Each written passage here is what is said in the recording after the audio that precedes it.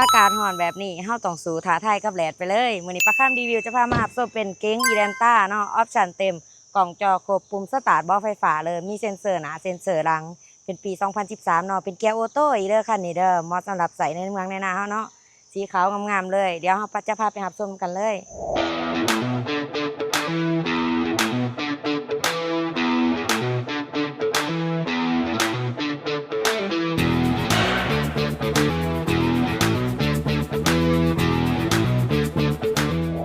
สบายดีทั้งสองเอง JN เล่าคาโดดเล่ามื้อนี้มีเก๋งอีแลนต้ามานำเสนอเนาะเป็นสีขาวงามๆเลยปี2013เด้อคันนี้เด้อสายเดิมศูนย์ลาวเนาะเป็นเกียร์ออโต้เด้อทุกคนเด้องามๆเลยเดี๋ยวพามาเบิ่งออมคันนำกันเนาะมีเซ็นเซอร์หน้าเซ็นเซอร์หลังให้เด้อคันนี้เด้อกล่องจอครบเลยราคาคันนี้แม่น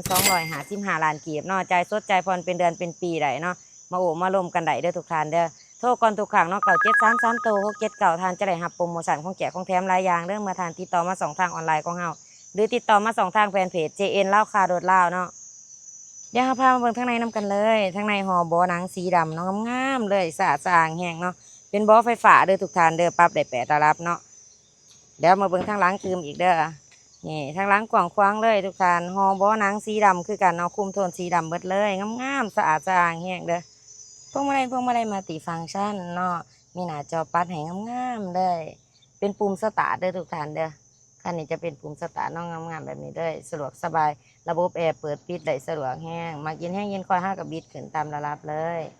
นี่เนาะเย็นเจี๊ยบจักดีแอร์เย็นแน่นอนคันนี้เป็นเกียร์ออโต้อีกเนาะตาบลอกตาบโลงามๆเลยแบบสีเลยเนาะโดยเดิมๆเนาะบ่ต่ำบ่ปิ่นมิดอาร์คอยู่ครบทุกจุดทุกมิดงามๆเลยทางหลังก็เส้นเดียวกันเนาะอยู่ครบทุกจุดทุกมิดงามๆเลยอันนี้จะเป็นกล่องล้างเนาะนี่เนาะอยู่บางดุมนี่เนาะทางหลังงามๆแบบนี้เลย และนี่เนาะนี่จะเป็นเซ็นเซอร์เด้อที่เป็นมุนนี่มันเป็นเซ็นเซอร์ทางหลังของเขาเนาะระบบปลอดภัยของเพิ่นเนาะเดี๋ยวพามาไขเบิ่งทางหลังนี่ทางหลังกว้างแห้งเนาะใส่เครื่องใส่ของหลายๆเด้อทุกคนเด้อเวลาเขาลงตลาดตะลิเนาะหัวหนอดอยู่ครบทุกจุดทุกเม็ดเลยเด้อทั้งสองข้างเลยฟ้ากระป๋อกระโปรงมันฟ้าถ่ายมันเนาะเดิมเบิดทุกอย่างเลยเดี๋ยวจะพามาไขเบิ่งอันนี้เติมอันนี้จะเป็นกระดิกกระเจยางสกัวเนาะจะอยู่เบื้องลุมตัวนี้เลยให้ครบเลยเนาะถ้ามาเบิ่งห้องจักรห้องเครื่องน้ากันเลยมาฟังเสียงจักรน้ากันเนาะจักรนิ่มๆเลยเนาะเสียงโคตรเบาแฮงเนาะบ่เป็นไอเป็นควันเด้อทุกคนเด้อจักรดีแอร์เย็นสองรางแหนนฟ้ากระป๋อกกระโปรงเดิมทุกอย่างเลยเคยเปลี่ยนเด้อทุกคนเด้อมาจากโรงงานเลยเนาะหมอฟืนหมอไฟย่างใหม่ๆเยี่ยมๆเบิดเลยเด้อหัวน็อตอยู่ทุกครบทุกจุดทุกเม็ดเลยเครื่องจอกเครื่องจักรยังจำๆอยู่เนาะจักรดีแอร์เย็นสองรางแหนนแน่นอนครับประกันให้1,000%เลยฝากไว้ตื่มแล้วทุกท่านเด้อกับเก๋งอีแลนต้าคันนี้สีขาวงามๆปี2013เนาะเป็นเกียร์ออโต้สายเดิมศูนย์ลาวเองเนาะออปชั่นเต็มกล่องจอครบปุ่มสตาร์ทบ่ไฟฟ้าเนาะมีเซ็นเซอร์หน้าเซ็นเซอร์หลังให้น้ำพร้อมเองเนาะราคาคันนี้เพียงแต่255ล้านกีบเนาะจ่ายสดจ่ายผ่อนเป็นเดือนเป็นปีได้เนาะหรือต้องการเอารถมาแลกมาเปลี่ยนมาเทิร์นกันก็ได้เด้อทุกท่านเด้อโทรก่อนทุกครั้ง9733โต